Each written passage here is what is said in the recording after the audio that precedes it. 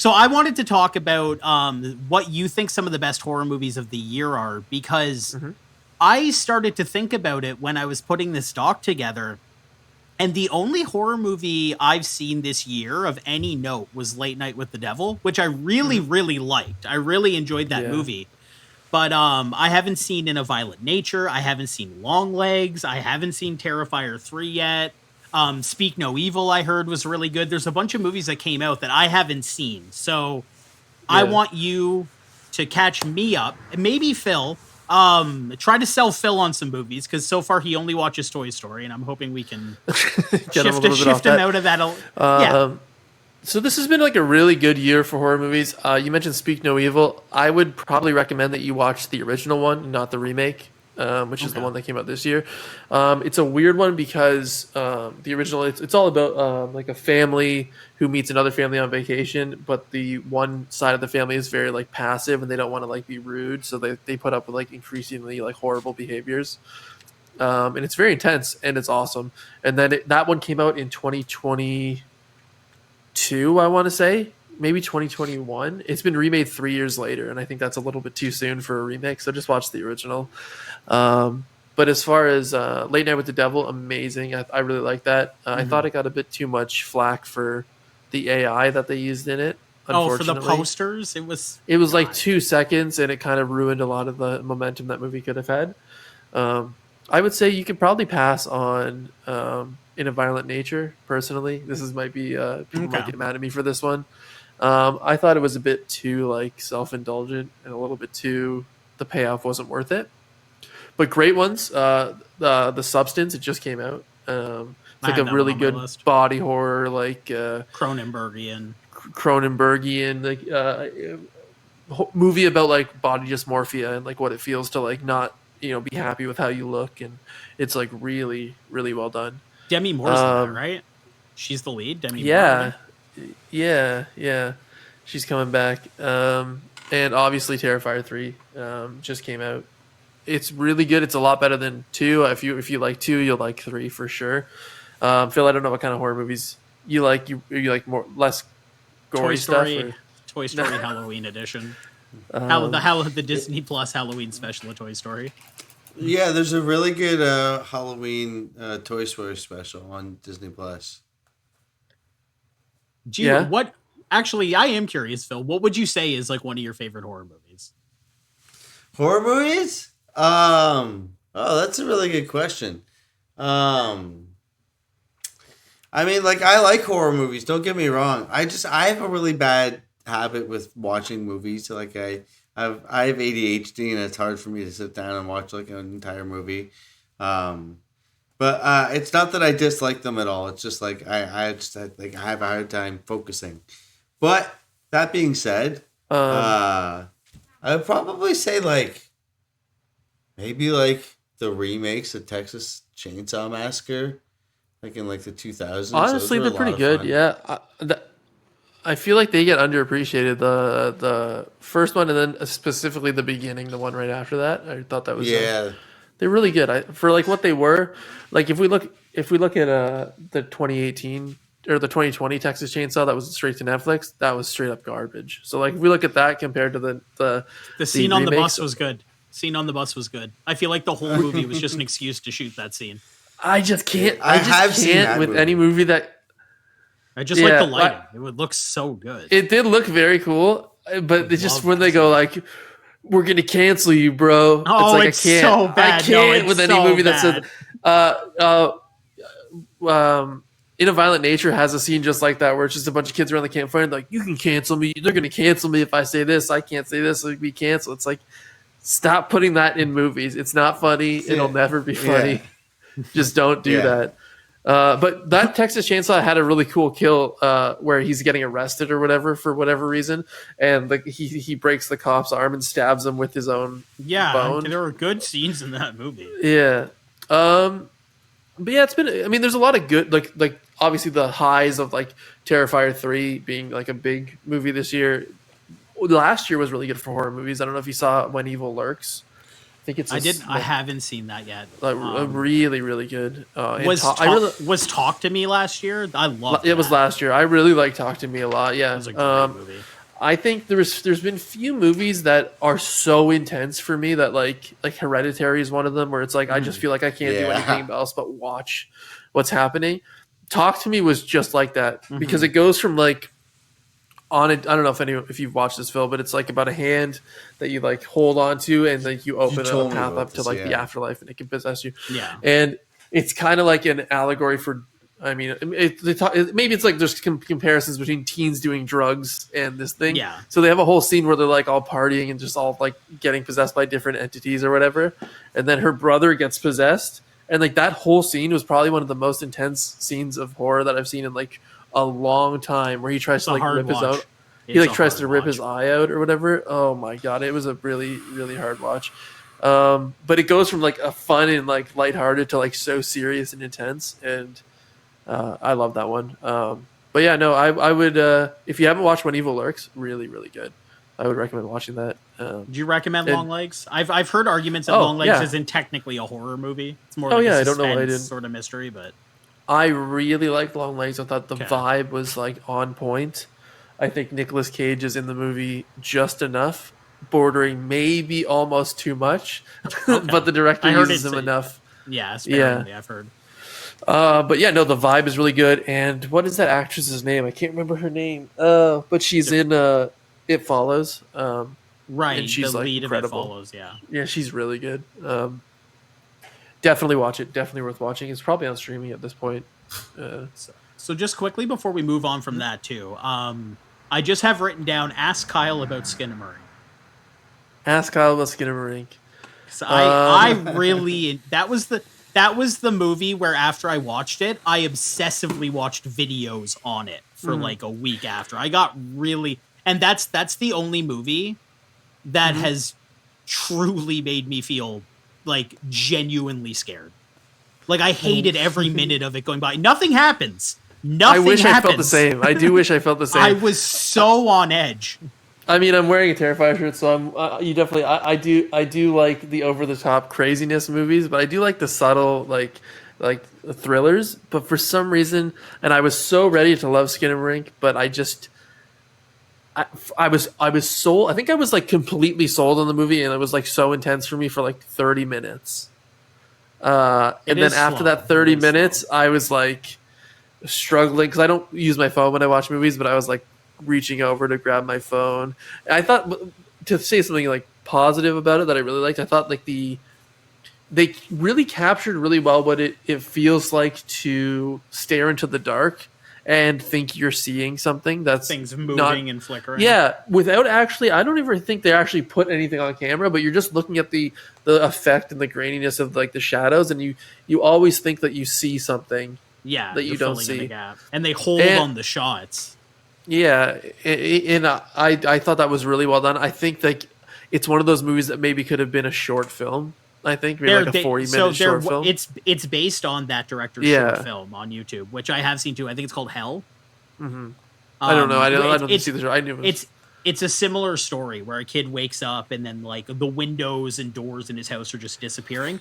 Another little detail I love about Skinamarink is that the reason the movie is in the dark is because the kids are simply too short to reach the light switches. Like, yeah, it's I've read so a couple fucked theories. up. It's That's so funny, dark.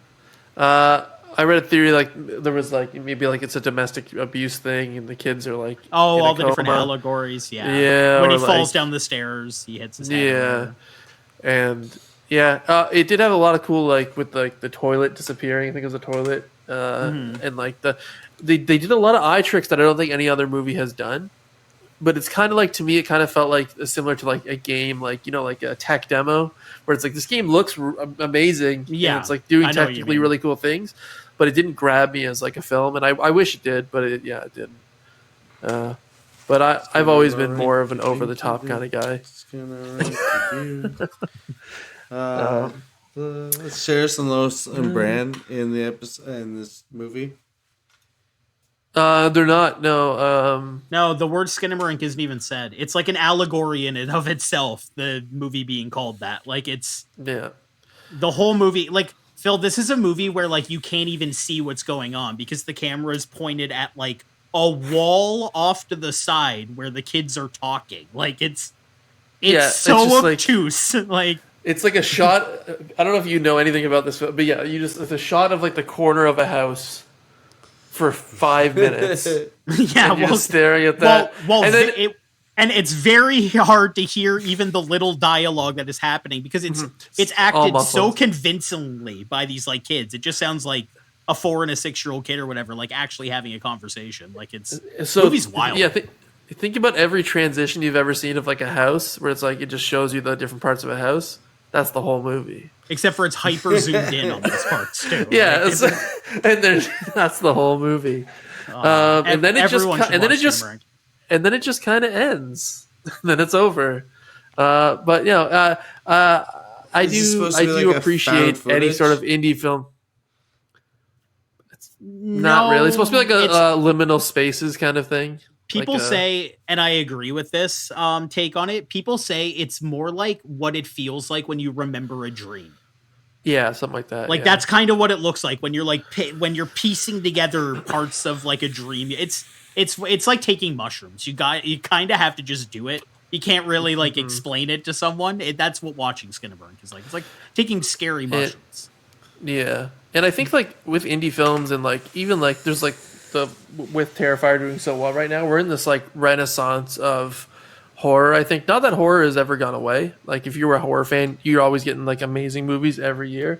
But I think in the mainstream, horror kind of dipped a little bit, and we kind of were stuck with like a million Insidious films, which is like I like some of the Insidious movies, but it's like we were stuck with like the same old stuff doing well in the box office, and like Terrifier 1 started as like a $30,000 film that they just made for like $30,000. Then Terrifier 2 was like a fan-funded Kickstarter for $300,000, and it did like $10 million in the box office. And then this one was like they got $3 million budget, and they are number one on the box office, beating out movie like Joker 2. And it's like the number one movie in North America right now. I heard that movie was pretty stinky. Yeah, but well, I mean, but it was supposed to be. It was. I don't know. I didn't like. Yeah, I don't know. I'm glad it's failing, and I'm glad that Terrifier 3 is doing great because maybe this will show studios that like small independent films can make money, right? If there's passion behind it and it's done well, like by all means, a movie about a clown that dresses up as Santa Claus and axe murders a bunch of people for 2 hours shouldn't be the highest grossing movie in North America right now, but it is. So one of the interesting thing about Art is he's like the first like horror icon to exist in such a long time. Like when you think of like horror icons, you think of Freddy and Jason and Michael Myers, and like Art is just right in there now in a way that like not really anything else in the last 20 years has ever stuck the way they wanted to. The Insidious demon thing is noticeable. The Saw guy is noticeable, but they're not like the iconic. He's the last. But even like Billy, even Billy or the puppet from Jigsaw or from Saw, he's 23 years old now. That's like over 20 years old, that puppet. So it's like the puppet's just a puppet, right? It's not him. It's just a puppet. It's not him. Yeah. Yeah. John Kramer is pretty iconic in the horror community, I think. But we had things like Hatchet where they kind of tried to make like a killer like iconic, but it didn't catch on to the mainstream. It's very interesting that Terrifier is the one to do that. Clowns. I think it's a lot of the sheer love in it, and I think it's David Howard Thornton's like performance. Like he is like crazy animated. And I don't know if I'm wrong, but he's a mime, right? I think he was. Yeah, that was like his whole thing, and because they replaced the original Art the Clown from the short films in Terrifier 1 with him because he had like a theatrical clown background where he's like he has all those expressions, and I think that I met him at the Frightmare in the Falls last year, and complete polar opposite to exactly what you would expect. Art the Clown to be like, and I think that's why it shines so well is because he's so like goofy and funny and silly, and he's one of those things. One of my favorite scenes in Terrifier 2 is when he's just fucking with the main girl in the Halloween store.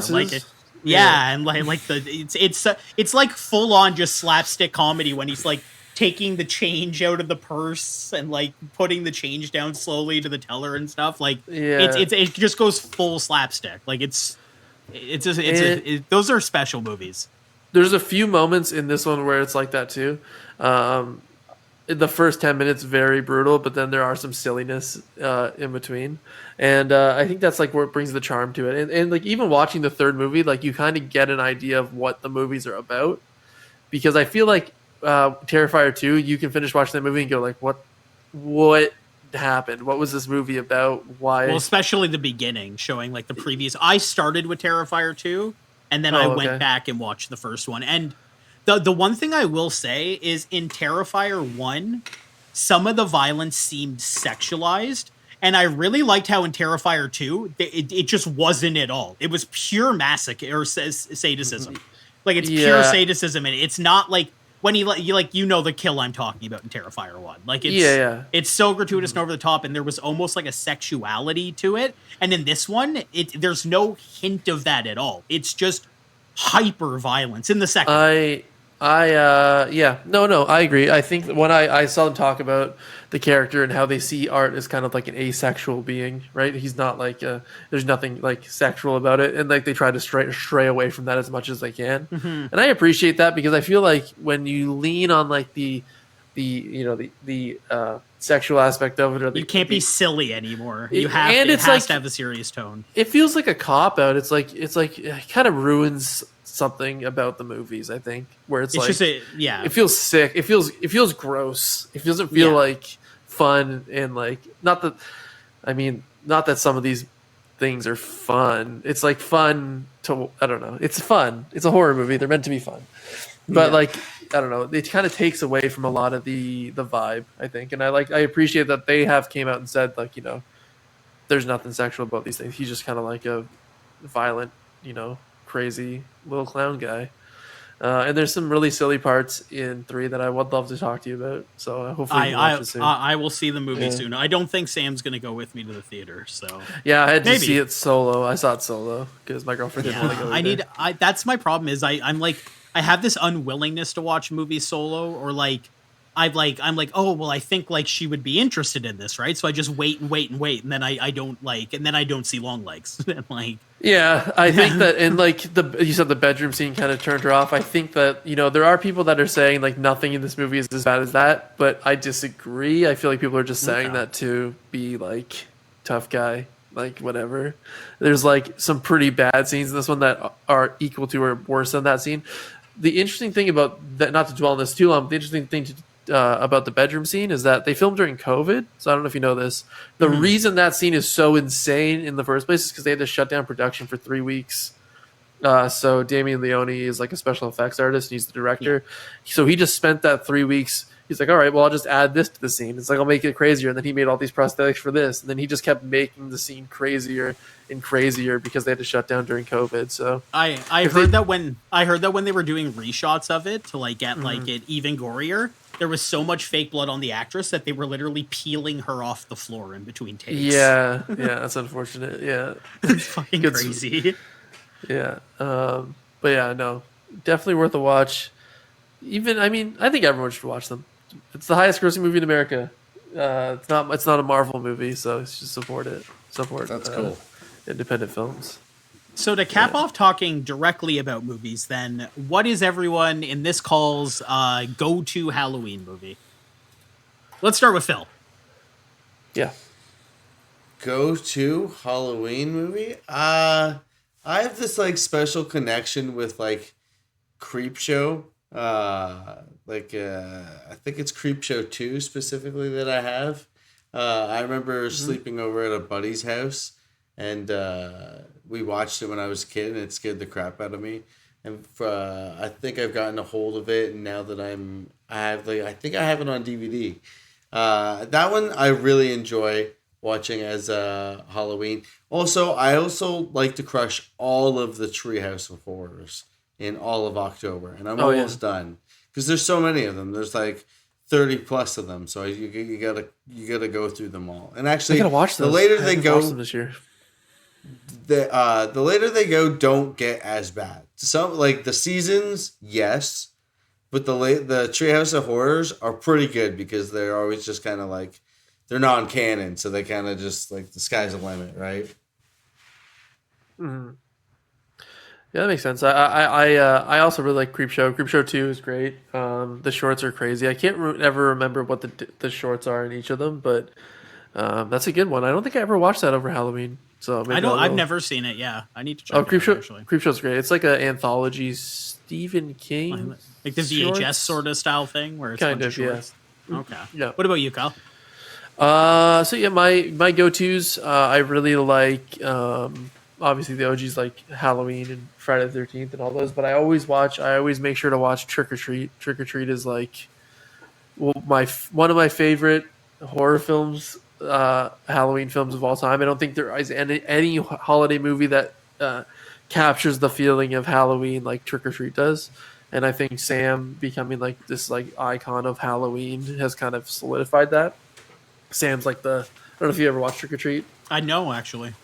So you've probably seen Sam though. He's like the little burlap sack head with orange jumper that you see at Spirit of Halloween. He's like all over the place. Yeah. But that movie is also an anthology film, kind of in the sense that it's disjointed. So there's 3 separate stories and they all connect at the end. And it's just like a really fun Halloween movie.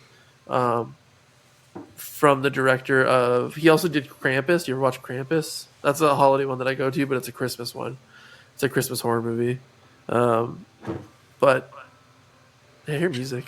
Yeah, it's coming from my phone. One second. Fuck, I'm gonna fuck up my shot. But yeah, Trick or Treat. I definitely recommend you watch Trick or Treat. That's awesome. You got the DVD. That's what you need. That's what I'm saying. So I have a big DVD collection. Not to go off on a side thing, but while Tyler's fixing his thing, I'm here. there are a lot of we watch movies in Discord sometimes. So like we'll do a movie night in Discord and we'll just all watch movies together. And I made up a Halloween list for us to watch horror movies, and so many of them aren't on any of the streaming services. It's like you need to buy physical media to keep these things because you're just losing out on so many good films that just don't exist anywhere. But to go back to it, I do watch all the Child's Play films. I always watch the Child's Play films. I like Chucky a lot. I kind of liked that Child's Play remake that came out recently, where it's like the toy. It's as long as you don't want it to be anything like the original Child's Play, where it's like a serial killer stuck in a doll's toy. It's kind of a fun movie. It's not a bad movie. I think the issue is kind of how do I put this? It's like the issue with Nightmare on Elm Street or Terrifier, even, where it's like you can't picture anyone playing Freddy besides Robert Englund. Right. I don't think I could ever picture anyone playing Art the Clown besides David Howard Thornton, maybe. And Brad Dourif is Chucky is kind of like he is Chucky, I feel like. So it's kind of hard to. Okay.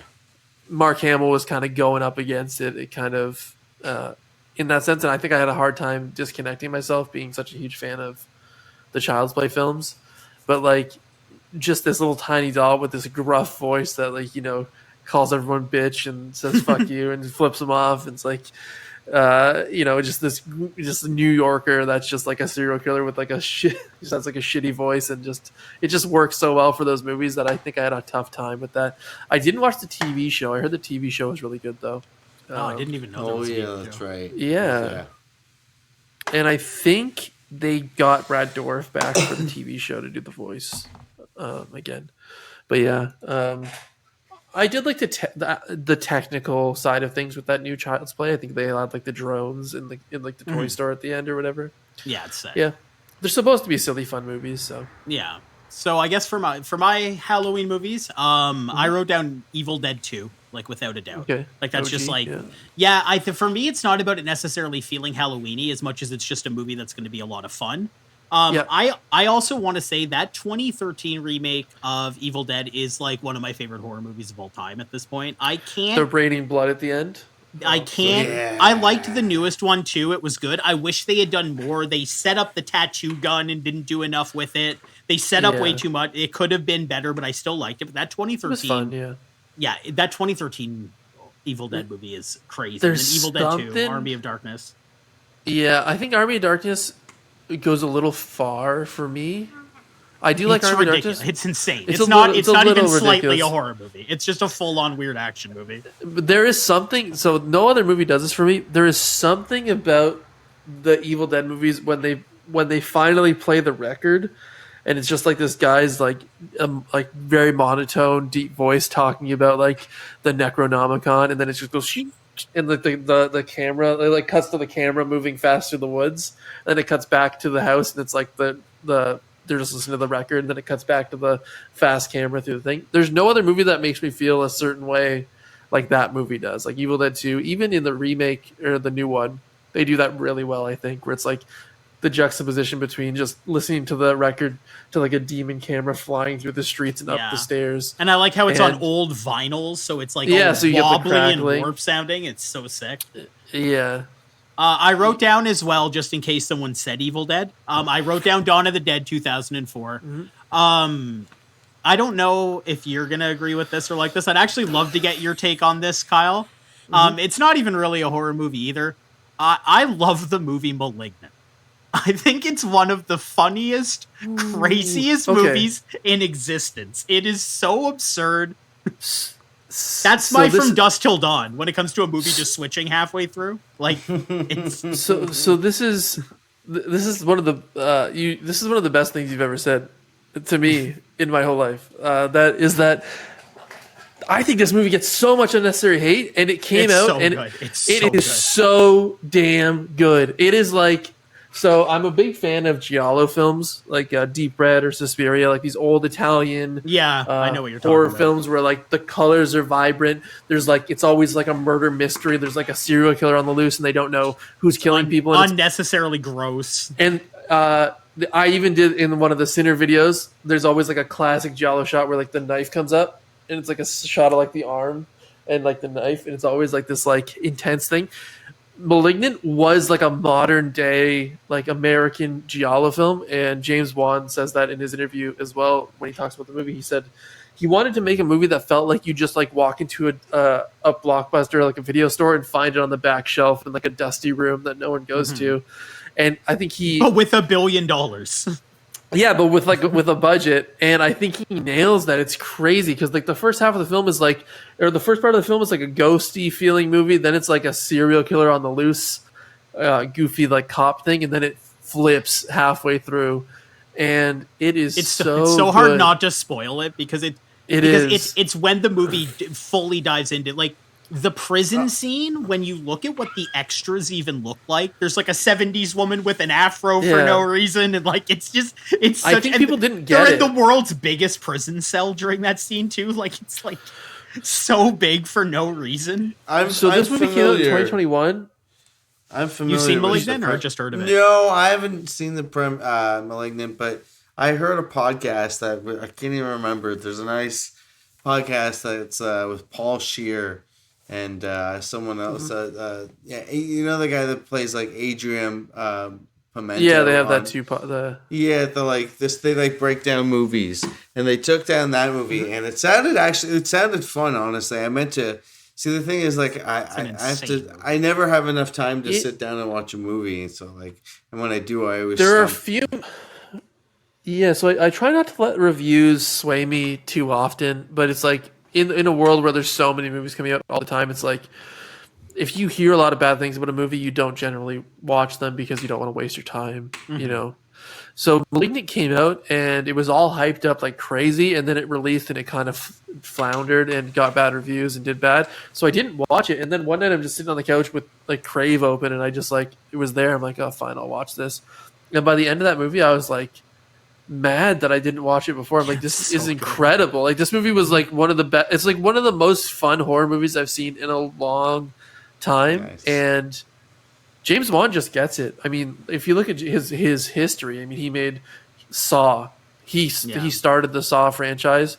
He made Insidious. He made The Conjuring. Aquaman. Well, the Aquaman. I feel like Well, that was just a, he made $1 billion making it. That was such a successful movie. yeah. That's like a paycheck, and he really he hired what's his name, Patrick Wilson, the guy who's like in The Conjuring. He's like the husband of the ghost chaser, whatever. In that movie, he's not a great actor. He's a really good like horror movie actor. He would never get a Marvel or DC movie, I don't think, outside of that. But I appreciate directors hiring their friends for roles that they wouldn't have otherwise gotten. I never watched Aquaman. I never will, but No, me neither. I'm sure it's fine. I'm sure it's fine. Malignant, though, I love that you said that. It's incredible. It's one of the best movies. Such a good movie. I have a Also, tough time convincing people to watch it. A really tough time. No, I know, and Yeah. it's so fun to be in a room with someone and watch them if they're paying attention and they get it. Like when they start to understand, and like at the end when the body is backwards, and it's like it's so Yeah, it's fucking just and like again, like what type of horror movie has like high kung fu happening to cops, like pulling cops' arms off and beating them with it and shit. Yeah, Like, it's so crazy. yeah, because giallo films are all about like it's always a murder mystery, and there's always like a crazy twist about who the killer is, and this is one of the best ones to ever do it. I think it's just you'll never see it coming there, and then if you rewatch it, it makes sense. It didn't come out of nowhere. Like it's like they in the beginning of the movie to the where it goes. If you knew that was about to happen, you could see the through line in the film. Yeah, it's which stupid. is like It's stupid, but it does make sense. Of course, but it's yeah, so it makes stupid. sense. It makes sense in their movie logic. As long as it makes sense within the movie logic, that's all that matters.